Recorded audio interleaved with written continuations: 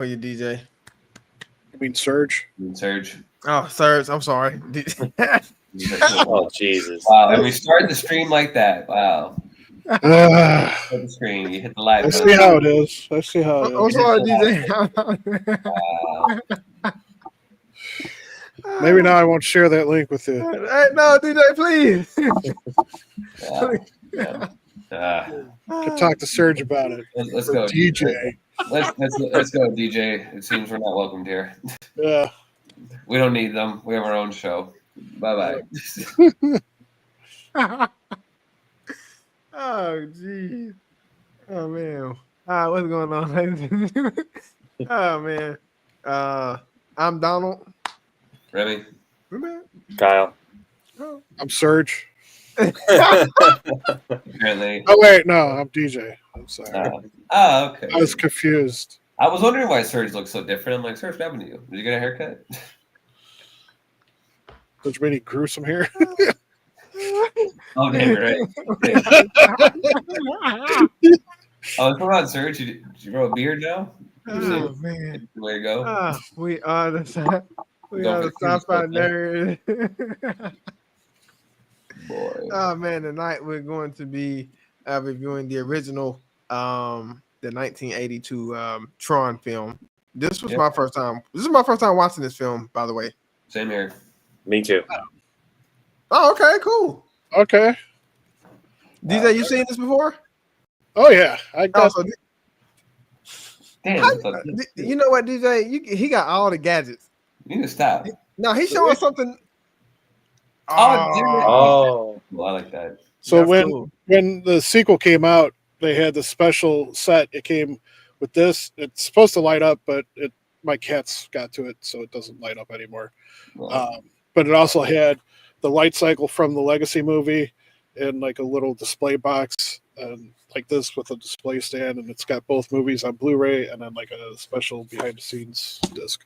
Oh, that's cool. But That's nice. I've got the Steelbook 4K editions pre-ordered for both Tron and Tron Legacy. So, Really? yes. Dang. Nah, that's cool. Yeah. I That's super cool. grew up watching this. It's one of my favorite movies. Don't watch it as much as I should, but yeah. Well, I tell you, just based off my first experience watching this film, I definitely fell in love with the visuals, and the color scheme and palette was awesome. Like I was I was impressed for it to be created in the 80s. I was super impressed with the visuals. That's the first thing that caught my attention about this film. So I enjoyed watching it. I had a good time. This is something that I could watch again for sure. So I definitely enjoyed it. So it was pretty good watch for me. yeah. And it's one of the first movies to have feature CG animation. Mm. Oh dang! Yeah, I had watched Yeah. Tron Legacy before I had watched this one, so this was like going backwards for me because I was familiar with Tron Legacy because I watched that, I think maybe like only 2 or 3 times when I was younger, and I never really thought about Tron again. And then with Tron Ares popping up and the trailers intriguing me, I was like, maybe I gotta go back and rewatch that. Well, watch the first Tron, then rewatch Legacy. So, yeah, this is what kind of gave inspiration to wanting to check out the first one. Right? Yeah.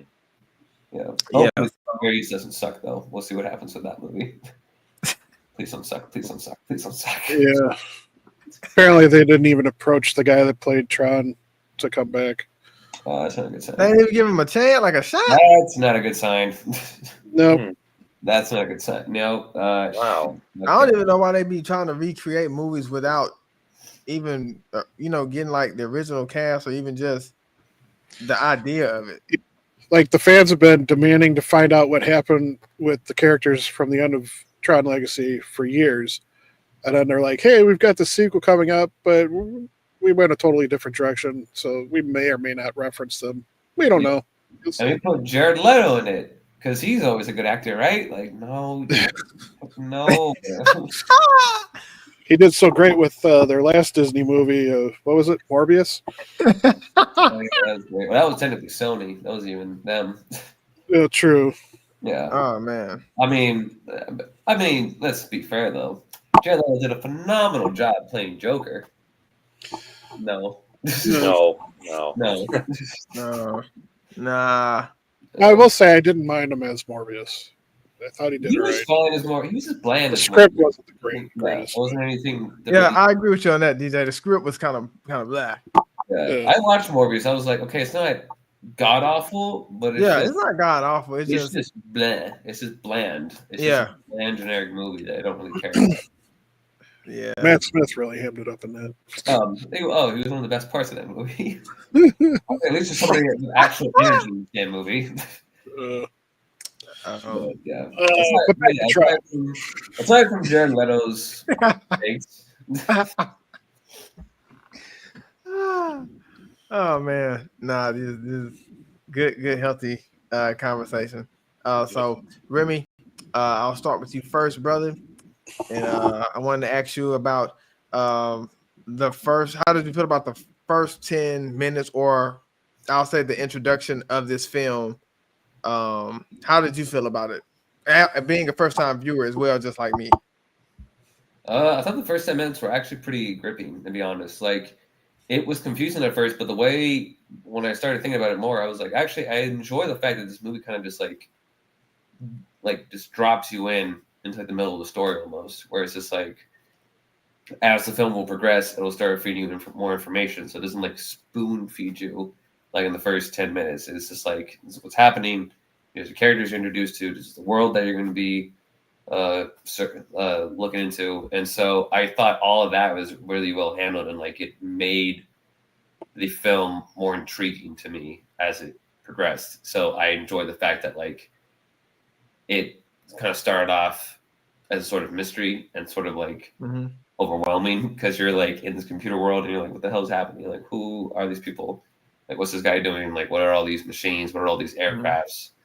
And so Jeff Bridges, what the hell? So I thought that was like really well handled, and I thought that was really cool, and I like enjoyed the way that like the film treated its audience not like idiots, and it's like, no, you'll eventually get it. Just follow along, just enjoy the ride. And I always appreciate movies that do that. So I really like admired that about the first 10 minutes of this movie.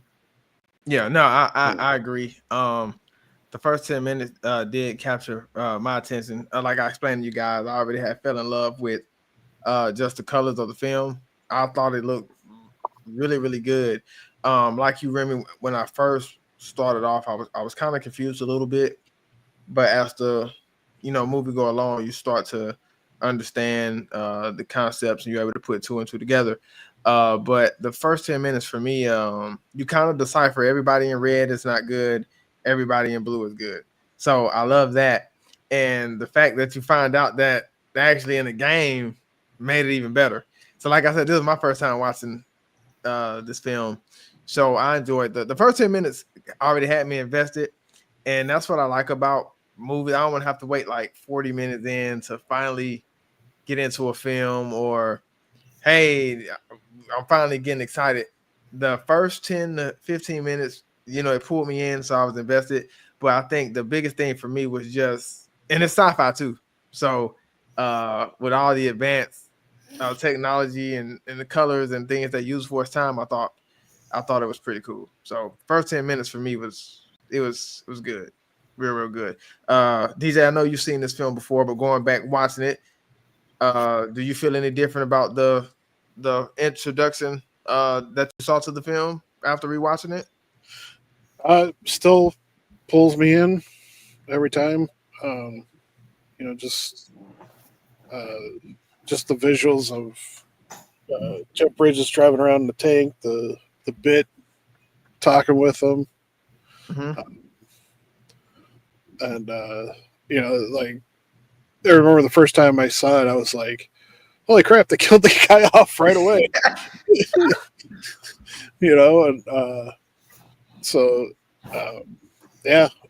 Just makes me smile when I start watching it. So yeah, it was awesome. Awesome. What about you, Kyle? The introduction to this film, this is your first time watching it too, right? Yeah, it was definitely my first time watching it.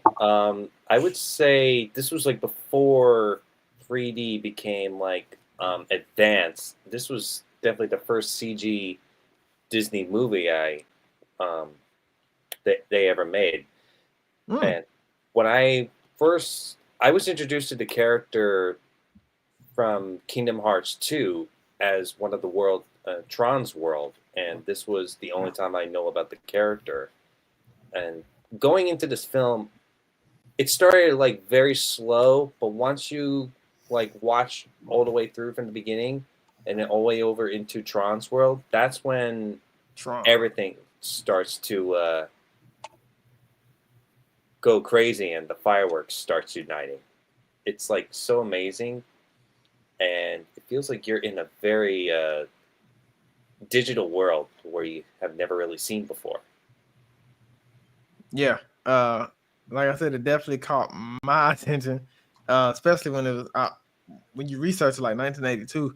Then my first time seeing it, but I feel like this film was definitely ahead of its time as far as the sci-fi genre and the CGI. So I thought it was amazing. I thought it was pretty dope to see something like that, on a movie. And I was actually wishing that I could have seen this on the big screen, like in a theater. That really would have been cool. That would have been an awesome experience for this film. Yeah. Yeah, so like I said, I enjoyed it. I enjoyed this film a lot. Yeah. Go ahead, DJ. I was just going to say, I just remembered I actually got to play on one of the Tron arcade games at one point. What? Yeah. I can't remember which arcade I was at, but I actually got to play on it for a while. I sucked, like, and I got to play on it. So that was pretty cool. Yeah, I ain't gonna lie, DJ. I probably would have sucked too. I'm just terrible. My hand coordination when I'm playing games like that, I'm terrible. I don't know if it was just I didn't know what I was doing, or if it was so old and so beat up that the controls just working the right way. But yeah, it was cool to at least get to play the actual arcade machine once. So, yeah. I bet that was a pretty cool experience. I would have died playing the light cycles. I would have died. Oh yeah, for sure, Remy. The way those things move in the movie, if you had to play them as a video game, I'm like, I'd be dead. I'd have to restart the game over and over again. The light cycles, I mean, if you're playing it as like a video game, the light cycles are just essentially the Snake game. Yeah. You know, have you ever played the Snake game? Do you even know what I'm talking about? No, I don't know what. No. I think the closest I played to the Snake game is Dig Dug. I remember Dig Dug. So back in the old day, they had these phones that were called Nokias, and they were basically indestructible. I know what you're talking about. Okay, go ahead. Yeah, I got it. Yeah, go ahead. Whatever. Basically, you had to go around and eat like these little dots, and each time you ate one, your tail grew longer. Yep. The idea is you maneuvering around and not fall back into yourself. You couldn't like hit yourself, which is basically what the walls are. And the idea was to basically fill the whole screen with your body and get to like the last, fill it up without touching yourself. So yeah. My auntie used to have it on her phone. My cousin Cedric used to have it on his phone, on the Nokia. I remember because he always kept it. He had like a clip for his jeans. He get off work, he come to grandma's house, and he barely let us play it. He never let us play it. But DJ, I know exactly what you're talking about. Yeah, this was the phone that if you whipped it at somebody, you'd kill him. Yeah, yeah. And it wasn't huge. It was like this big. Yep, I know exactly. It was like indestructible. It was like throwing a solid like a piece of steel at somebody. Yeah. Yep. I know. I don't know the exact game, but like I know games are like similar to that. So, yep, I know exactly what you're talking about. DJ, at first I had a brain fart, but I know my auntie and my cousin used to play it faithfully, and he would not let us play that. He would barely let us play it. I'll get you young whippersnappers educated. All right, Remy, I'm coming back to you. Tell me about some of your favorite characters in this film, and which character resonated with you the most. Honestly, I really liked the Jeff Bridges character a lot. What was his name again? Flynn. Flynn. Flynn. I really like Flynn, honestly, because Flynn really is like the protagonist of the movie. You follow him for most of the story. Yeah. So I think like he had like the most interesting kind of like arc where he started off as this kind of like a hacker, and then all of a sudden he is like placed into this new world, and he has to like learn how to like adapt and live in it. And so the way it kind of like progressed, his story progressed was almost like he was doing what he could at first and felt defeated because he wasn't really making that much of a change. So he kind of felt like, oh, what's the point?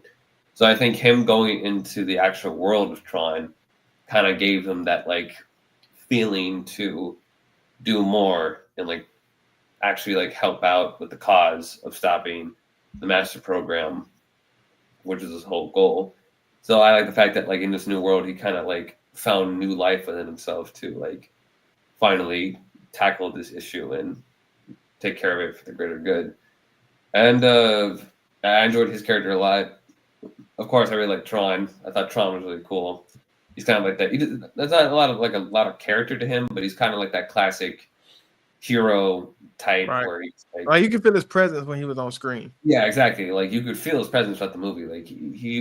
Like he shows up like I think 30-40 minutes into the movie, and like, but even then, like he still like makes an impact, and he handles most of the action in the film too. And I thought it was cool because like he came across as like this almost like mystical or like mythical like figure in a sense of like being this like legend where he's the one who fights for the users. So I thought that was a cool detail. And of course I like the villains a lot in this one as well. What was his name? Sark or something like that. Yeah, that's Sark.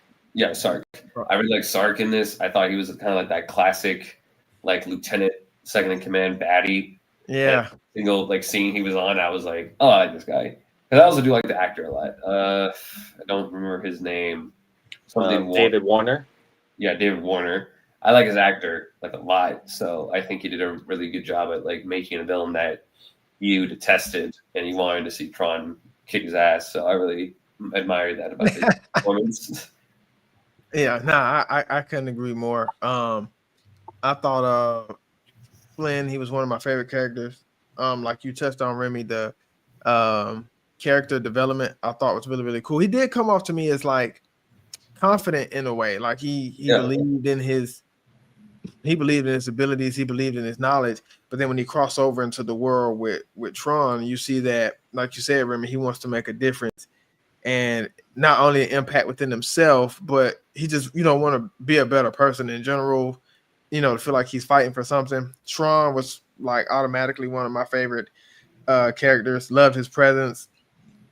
I loved what his character stood for. And anytime he was on screen, like you always believed and felt like everything was going to be all right. So I love a character like that I can relate to in a sense, like, okay, even though it don't look good right now or it look bad, just because you know what he's capable of doing, everything is gonna turn out all right. I did enjoy Sark a lot. I really enjoyed him a lot. He did a really good job. And he's actually one of the main reasons that I was invested into this film as it progressed, as it went. I really enjoyed him a lot.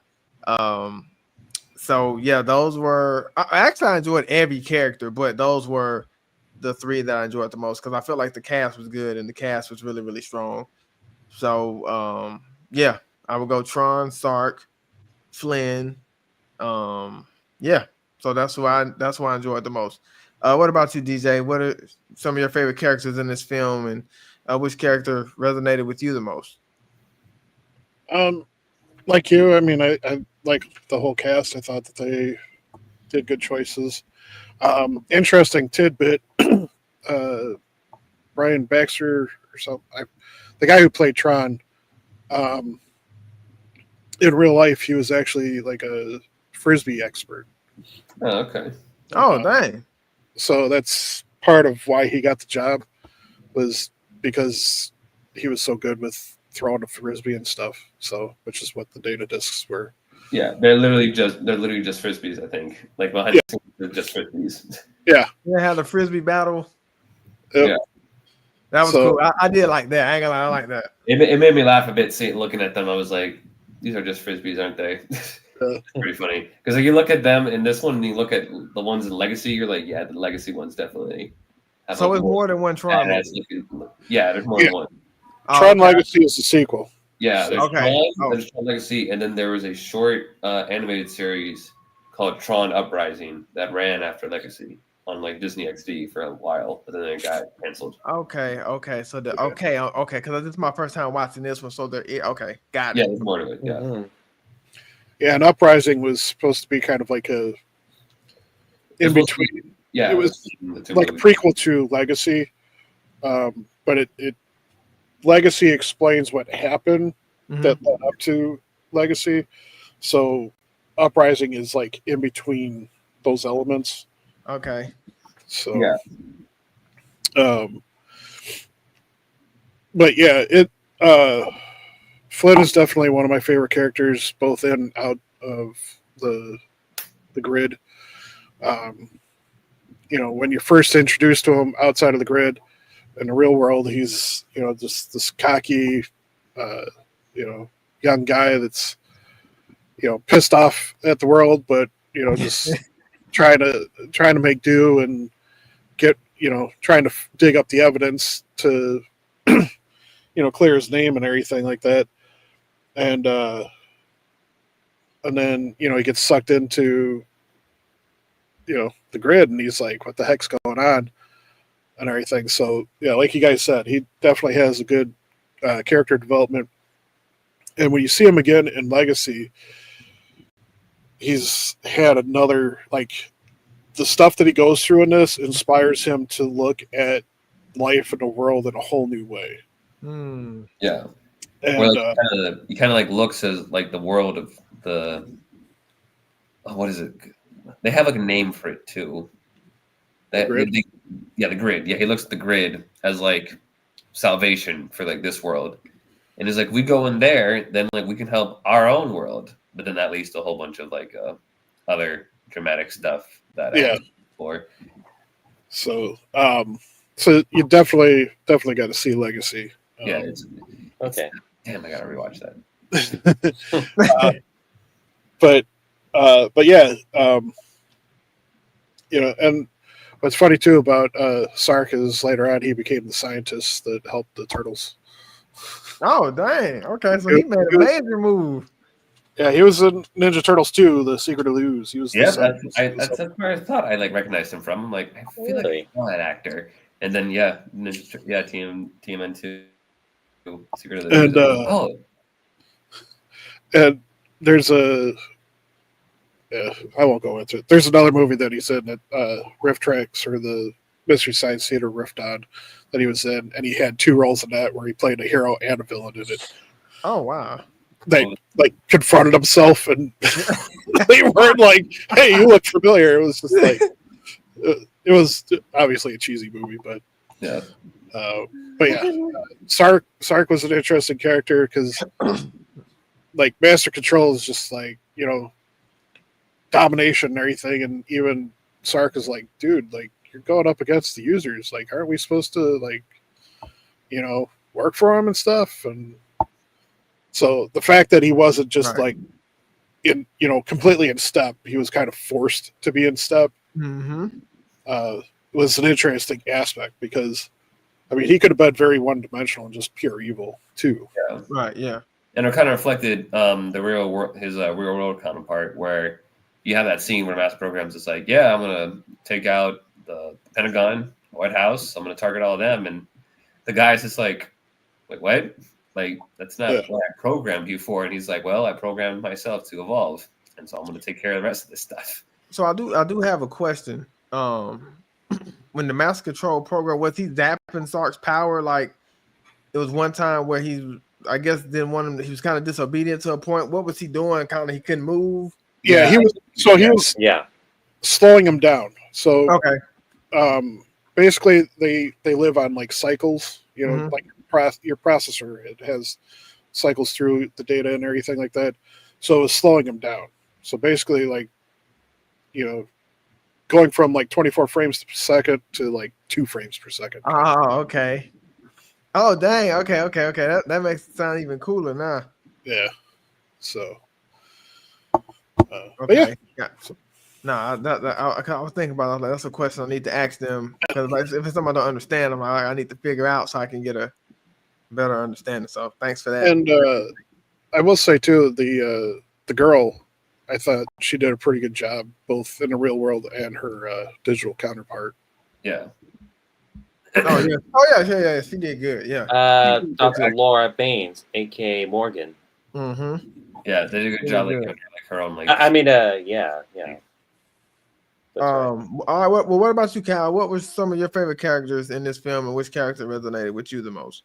I kind of like to say, I would say Flynn was pretty much like I'm with Remy on this one. He's the main character of the movie. Like Tron may be the title of the movie, but Flynn brings like the center attention of the movie, whereas Tron is basically he's programmed by his creator. No, I want to say his creator, but he's actually developed by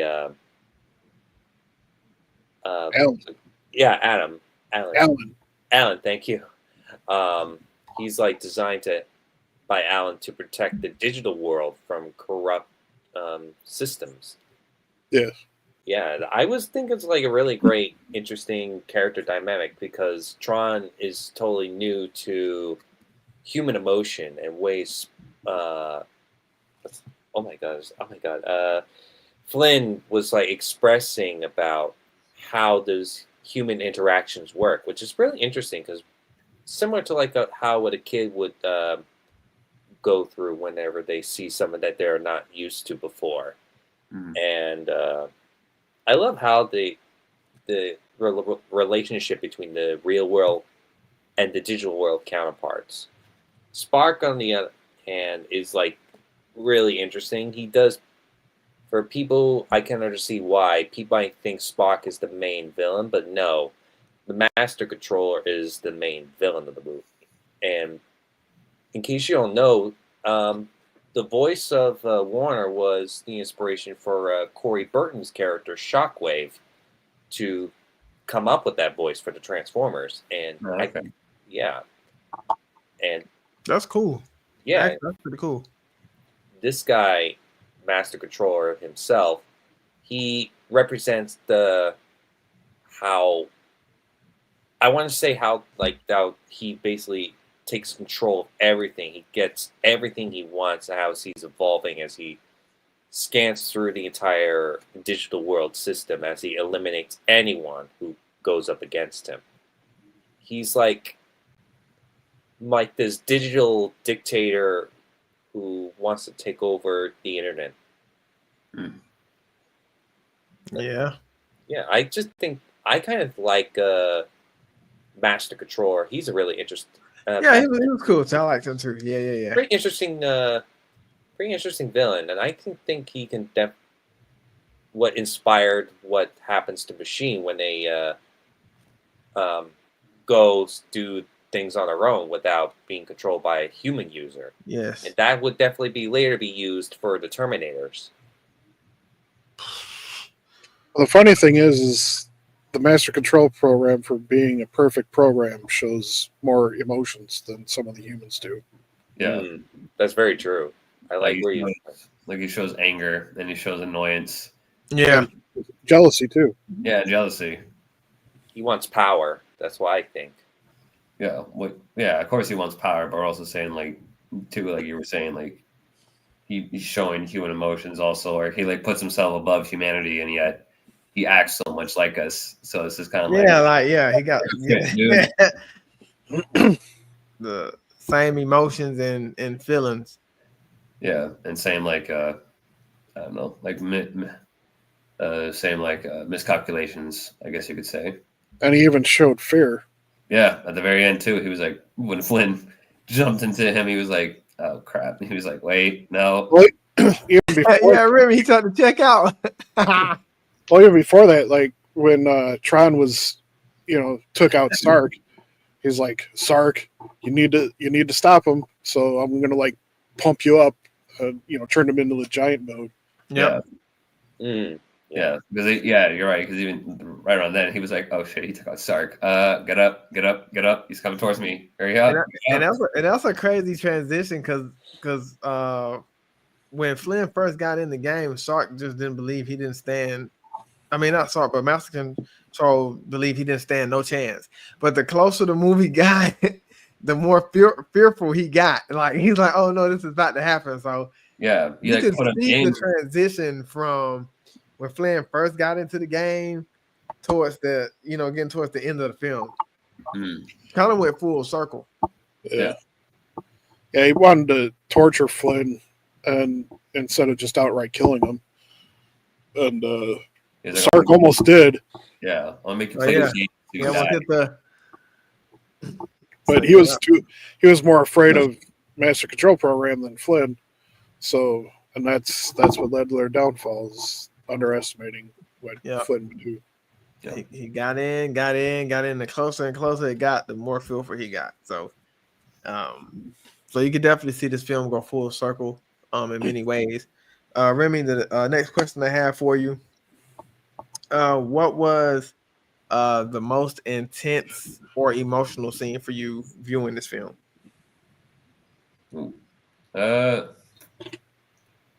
Thinking. Honestly, I think the light cycle scene was probably like pretty up there, because like the fact that like these cycles could like only stay on like one like path, and so they kind of had like to maneuver around and like think up a strategy of how to like evade the red cycles the entire time. So like I enjoyed the fact that they had to like use strategy in that scene, especially like when they're like coming up.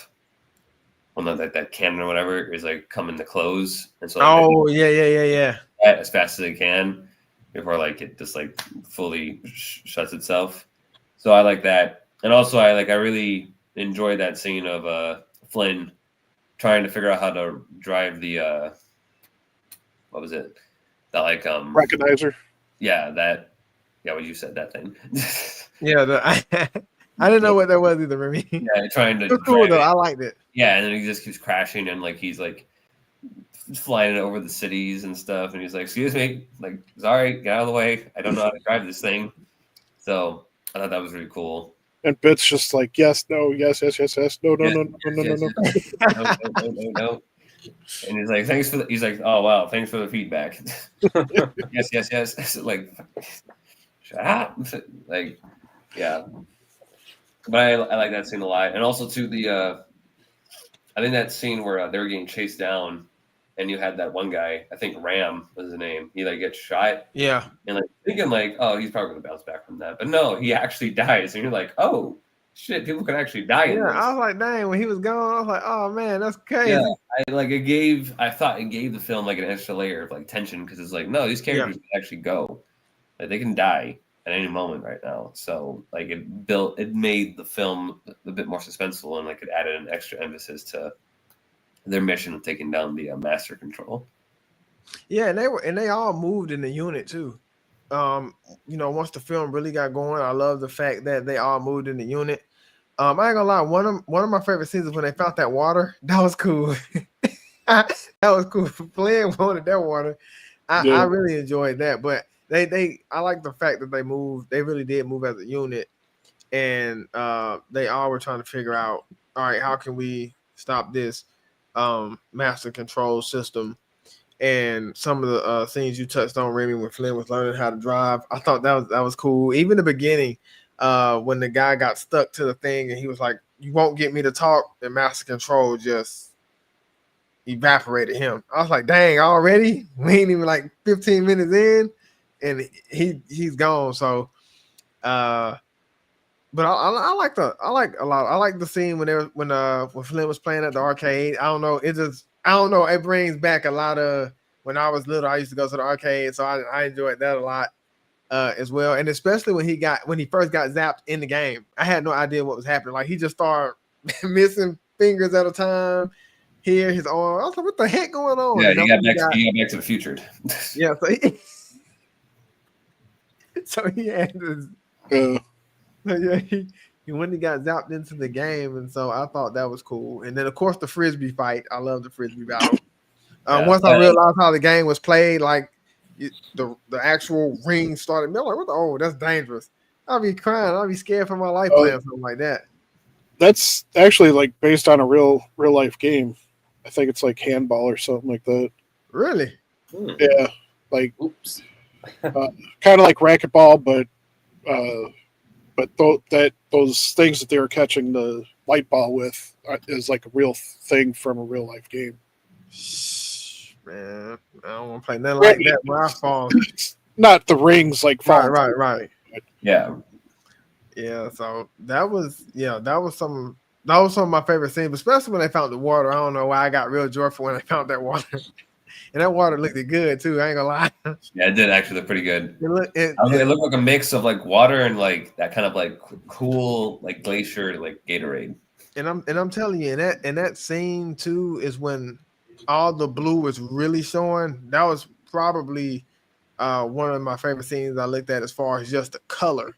Oh yeah, like the blue was really, really, really popping on the screen. I really this enjoyed movie, that. Yeah, this movie has great like. It got great. Like that's the first thing I noticed about the film. Like I'm like, dang, this is a really cool looking film. So I know, Jaden, he came in, he saw me watching bits and pieces of it, and he was like, dang, he's like, the color showing a lot. Like, yeah, I was like, but it's an older movie. He's like, oh, they look awesome. So yeah, it was cool. It was cool.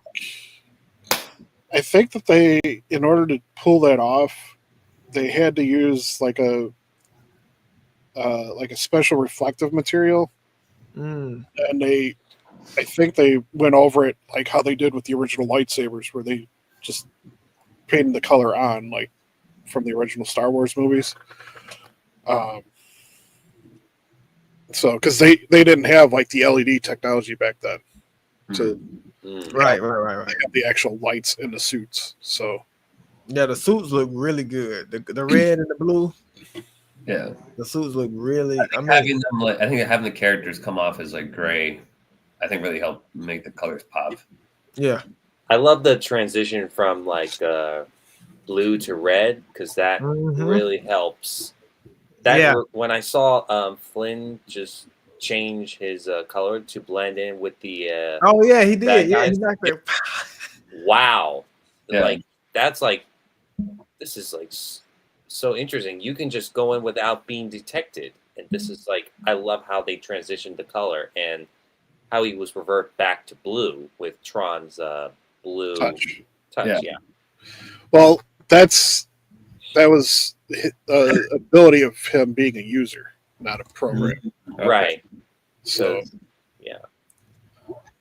Yeah, When you're a user, you can definitely you're not being like controlled by other programs. But if you are programmed without a user, then that's when the program doesn't takes orders from another system that's already been corrupt. If that's like explains it makes sense if that's what it means. Yeah, I mean it's I'll say with this film, I didn't know there were any other Tron films, but I'll say with just looking at this one probably gonna be my favorite without having to even watch the other ones. So that's what. But I will check out what's the other one called? It's Tron called Tron Legacy. Okay. And where can I watch that? Probably Disney Plus. Yeah. Okay. All right. Disney Plus. So I have to check that out. DJ, what's some of your most intense scenes or emotional scenes from watching this film? Well, I mean, the beginning sequence, like you mentioned, when when Clue's being tortured and de-rezzed. That was crazy. Yeah. It's like, holy crap. That's just like in the opening of the movie, you're like, oh shit, that guy just died. Bro, when that happened, I was like, dang. The going back to that ring fight scene, That's the first time that things got real for Flynn. Like, he thought he was just in a dream sequence, and then he realized at that moment, no, that like this shit's real. I'm screwed if I screw up. Yeah. Yes. Mm-hmm. Yes. And that's when he gathered the strength to really resist. Like, he's like, no, I'm not gonna kill somebody else for your amusement. Yeah, they just that whole yell, no. So, poor accounting program, never stood a chance. Yeah. He's like, that was an accounting program. I'm like, cool, die. But yeah, the scene where Ram dies, that's always kind of a sad scene because we meet him first before we meet Tron, and he's just so friendly and energetic and happy to talk with the others and everything like that. Yep. Granted, he knows like he's kind of in a screwed situation, but he's like, hey, let's do this thing, let's fight back, and believes in the users and everything. And but I like the fact that before he died, he realized Flynn was actually a user and not just another program. Yeah. Yeah. They had that whole belief for like they're like wondering like are the users like even out there? Like, are they even real? And Flynn kind of like gives them that like closure. Where it's like I'm a user and I am real and I'm here to help you all. And so like gave Rand a bit of. That's why I liked how they moved as a unit. Like it was cool. Yeah. Yep. That's pretty interesting. I'm not gonna lie, when I first saw the light cycle scene as a kid, I was like, I want a light cycle. Yeah, that was cool. DJ. I still would love to have a light cycle. Oh, I think we all make that real, where you just have a rod appear, and you grab out and the bike forms around you and everything. Hell yeah. Yeah. Now I will say light cycles in Tron Legacy are badass. Oh hell yeah! Like Donald Cobb. You guys need to check out Legacy because you need to see what the cycle. Okay. All right. Because like in Legacy, you know how in this one they're like only like put on like one path and they can only do like sharp turns and everything. Oh yeah. Mm-hmm. Legacy, they're like, no, forget all that. You guys can move around however you want. So they're like power bikes. Yeah, they're like moving all over the place.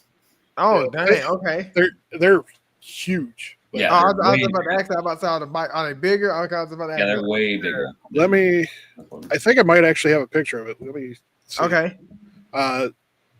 So move on to Kyle. I'll see if I can find the picture. Kyle, what were some of your most intense or emotional scenes from this film? Oh my god. I would not forget about the motorbike scene. That was the most intense scene in the entire movie because seeing the color lines going straight and then later, 30 seconds flat. It's just like you have to change directions like really quick. But if you really don't turn, then that's where you die. This is like the most my jaw dropping moment in the entire movie. This is like, I remember playing this level in Kingdom Hearts 2 where you have to like try to not hit the wall, otherwise you're gonna lose. This is like the most suspense scene in where the characters are trying to get away. And I remember even going over to Disney World in the Magic Kingdom in Tron's world, where where I had to like ride onto the bike. It was like, wow.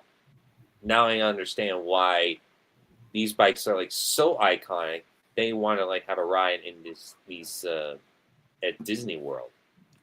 So I don't know if any of you guys been to Disney World, but have you ever gone to those bike rides from the Tron's? I've Magic been to Kingdom? the Disney MGM, so I'm not sure if those are two different things, but They added those after the last time that I was there. Yeah, I don't think they have it anymore.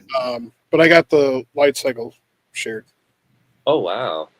Like, I would never forget that day when I first came over and go onto those bikes. It was so fun.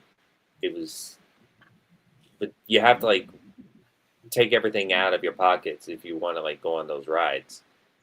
And I can definitely live with the movie, and I love the what Cindy's character, Morgan's character, because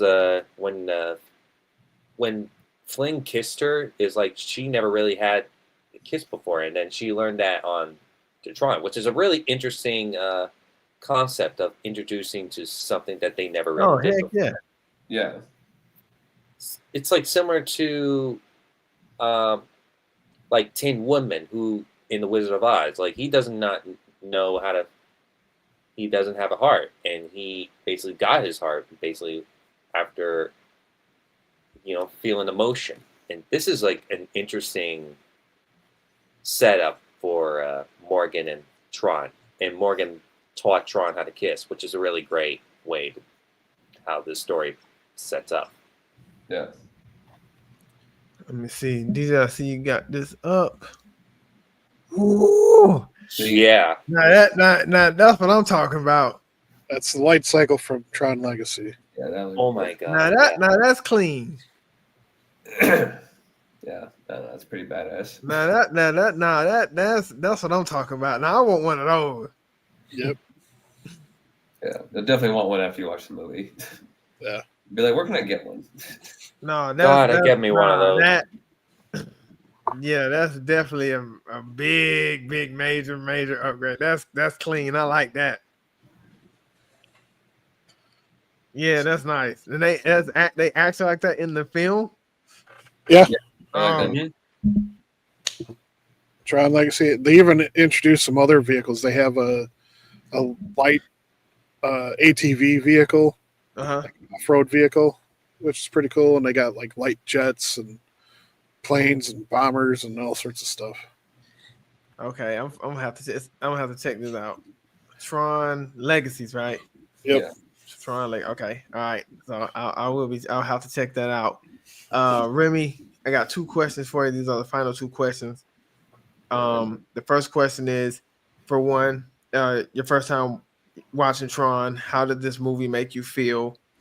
And for 2, on a scale 1 through 10, how would you rate this film? Yeah. Well, how it made me feel is like A little schoolgirl. Yeah, exactly. I think this is one of those movies where like it gave me like a sense of like awe and wonder that like I haven't really gotten that like you kind of it's like a similar emotion you feel when you're like younger and you're a kid, like watching like I don't know, like say Godzilla for the first time or Jurassic Park for the first time. Like I feel like Tron is definitely in those categories of movies where you enter a new world and you're kind of like taken aback by just how like big and expansive and how imaginative like it all is. Like when you think about like all the rules and all the characters and all the designs that like fit into this world, you're like, wow, like the filmmakers had to put their heart and soul into like thinking up every single detail about this in order to make it like a living, breathing environment. And I think they like knocked it out of the park with this one. And definitely like in Tron Legacy, they like amped it up even more. So like I think they did like a phenomenal job just making this world feel alive and making it feel like really memorable. Because like when you think neon and you think like I don't know, like futuristic sci-fi, like Tron is definitely like one of the first examples I think of that pops in my head whenever those words come to mind. So yeah, I think this movie did a really good job with that. And in terms of my rating, I'd probably give it I think I'd probably get like a 7 out of 10, I feel like. Because like I think what kind of holds it back for me is that I wish that some of the characters had a bit more development to them. Like again, like Tron and Morgan, I kind of thought that they could have given them a bit more depth as well. But again, like I think Flynn is a really good protagonist. You got really great villains as well. The score is really cool. A lot of the effects are also like hold up pretty well. Of course, it's like from '82, so there's going to be a few shots where you're like, that's a little iffy, but like I'm not gonna like discharge it from the movie. But like, yeah, I feel like this is a good like 7 out of 10 movie where it's like an easy watch. You can just put it on, and just get sucked into the world and everything, and you can just have a good time watching it. So yeah, I definitely had a fun time watching this for my first viewing, and yeah, I think anybody else who hasn't seen Tron should definitely give it a watch, and they can come up with your own opinion and decide whether you like it or not. But yeah, for me, I enjoyed Tron. Yeah, no, I agree, Remy. I'll give it a 7 out of 10 as well. I think it's a really, really cool movie. Like you said, I think people should give this movie a chance. If they haven't seen it, this is my first time watching it. I do wish some of the characters some of the characters from the outside world had a little more screen time or character development to them, because I feel like they kind of disappeared in some ways. But other than that, the score was good. The story was good. I had fun with it. This story did make me feel like I wish some things didn't change as far as movies, because it was so cool. So cool to look at the visuals and the colors, and you could tell so much hard work went into this film. So, and it was a sci-fi film as well, so that made it even better. So it brought so much joy to me. And so no, I enjoyed the film. The film was great. But this is a film I definitely can watch again. Like, if I seen it on, I wouldn't mind watching it. I wouldn't flip the channel or anything like that. So great film. So 7 out of 10, and I definitely enjoyed it. What about you, DJ? Out of 10, on a scale of 1 to 10, how would you rate this film? And after going back rewatching the film again, how did this film make you feel? For me, this is a 10 out of 10. Damn. Wow. One of my favorite movies. I could watch it anytime. I've watched numerous times over the years on VHS, DVD, Blu-ray. Just one of my all-time favorites. Like I said, the first time I saw the light cycles as a kid, I was like, dude, that would be so awesome. The tanks were cool. And, and something you have to remember, Tron and Morgan and all the other programs, literally programs. They have no variation. They're literally programmed to act a certain way, certain tasks. So, yeah, there is a little bit of character development for them, but there's not a whole lot of room because they have to stay within their programming. Yeah, that's what makes Flynn so dynamic, because he's human. He's coming in, and they assume that he's just another program, but then he starts showing that he can do so much more, and he opens their eyes to more possibilities. He did, yeah. He was an awesome character. Flynn was awesome. Yeah, and, him introducing the kiss to Morgan, her in turn introducing it to Tron. That is a start to progress for them, to breaking out, right, and being able to develop and evolve potentially. But yeah, the reason why they don't alter that much, again, is because they are literally doing what they're tasked to do. Yeah, and I don't have an issue with that. I just think that they could have maybe added a few more scenes of them becoming more human, evolving, and didn't just kind of push it to the end of the film. Because I was it was interesting. It was a very interesting, intriguing idea. I just wanted more of it. That's all I'm saying. So, but yeah, I mean, it's not as much as I'm giving it a 10 out of 10, it isn't a perfect movie. I mean, I agree. There are things that they could have done better. Yeah. But given what they wanted to portray with the story and just the mythos that they established with this. Mm. Oh yeah, definitely. It has so much potential, and there's been a couple video games based on Tron. There's actually a game called Tron 2. It's like a PC game. I think you could get it on GOG.com.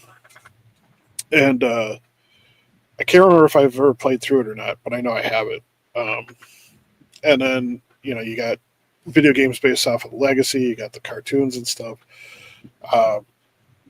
And it's one of those things, watching it just makes you want to go to the grid. Oh, definitely. Watching it was dang, I wish it's just certain things went change because of the nostalgia. It's a really good film. Yeah. I mean, you don't want to get derez, but it'd be cool to go in there. Yeah, no, definitely. Yeah. I want to live in the grid when the red ones aren't present. When it's all the blue guys, I'm like, yeah, definitely. I love to stay in the grid. But once the red guys start showing up, I'm like, okay, I'm gonna head out. I'm gonna head back to the real world. I will say the one thing that for some reason always gets me confused at first is when Flynn and Tron and Ram first get to the light cycle match, because it is blue against like red, orange, yellow, and you expect the bad guys to be in the red, yellow, orange ones. And it's like, no, it's the heroes are in the red, orange, yellow bikes, and the blue bikes are all the bad guys. Yeah. So, where they in Tron Legacy they flip it. The red guys that are bad guys are on the red cycles, and the good guys are in blue or white. So yeah, exactly. Great movie. Kyle, it's up to you, buddy, to finish strong. On a scale of 1 to 10, how would you rate this film? And then also, how did this film make you feel after viewing it for the first time? I would say I would give it like a 7.5 out of 10. Like it does like focus a lot on Flynn. It just feels like it takes a lot more on Flynn than it does with Tron. But it's just a movie. It's basically what it's just telling you for Flynn's side as like a developer in the digital world. It's a interesting concept to have like a real person going into a computerized virtual reality, which is really great. And the villain, the Master Control Program, doesn't really show, but you can hear his voice throughout the see him like from a little bit from the beginning, but then he's like absent throughout like I don't know how many minutes, like for like 50 minutes or so, and then they have to like battle him and Sark at the final battle. So it was a really good movie. It makes me want to like to learn more about Tron's world, and I'm definitely would check up Tron Uprising, and I'll eventually plan to play Tron Evolution for the Xbox when I have a chance. And basically with the new Tron coming, I have a feeling we're probably not going to see like the blue and white colors ever again in this new one. It's mostly red. No, we will. They do show blue or whitish. I will be checking it out. Yeah, I'll be watching it for sure. Okay, I better keep my hopes up. Yeah, I will wait. It's going to be a great movie. Yeah, I will wait and hear what the reviews say. If they say it's garbage, I'm saving my money. Yeah, I'm going to go see it. I'm not expecting a lot out of it, but it's Tron. I got to see what they do with it. Yeah. Definitely after watching this, DJ, I agree, because I did have fun watching this film. It was a really, really good film. Those who are watching and supporting us tonight, we greatly thank you. Make sure you like, comment, share, subscribe. We had another great, wonderful conversation, but we can't leave just yet because I got to hand it over to my man DJ, so he guys can talk to you about what he and Remy have going on over on his channel. And then after that, Remy is going to introduce that time of the month for the Sci-Fi Nerdz podcast. So go ahead, DJ, take it away, my brother. Okay. So yeah, we had our show a couple hours ago before this one, where we talked about episode 6 through 10 of Bubblegum Crisis Tokyo 2040, reviewing that series. So go check it out. And then next week, we are going to be reviewing Frankenstein versus Baragon. And so make sure you join us next Friday, 7 p.m. Central. We're going to be talking about this classic movie, and it'll be my first time seeing it, so it'll be a good time. Yeah, no, sound good. Sound good, good. And Remy, I'm going to give it to you, brother. Yeah.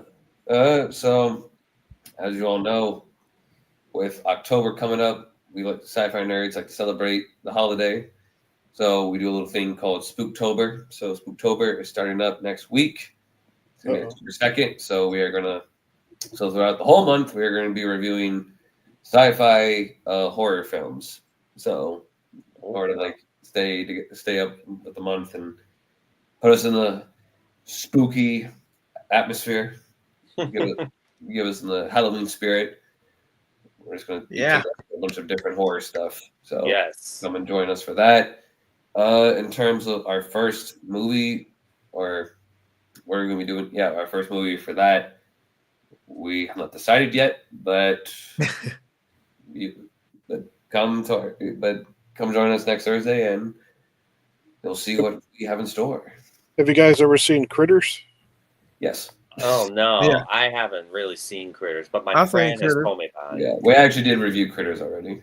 Oh, yeah. Critters 2. We haven't done Critters 2 yet.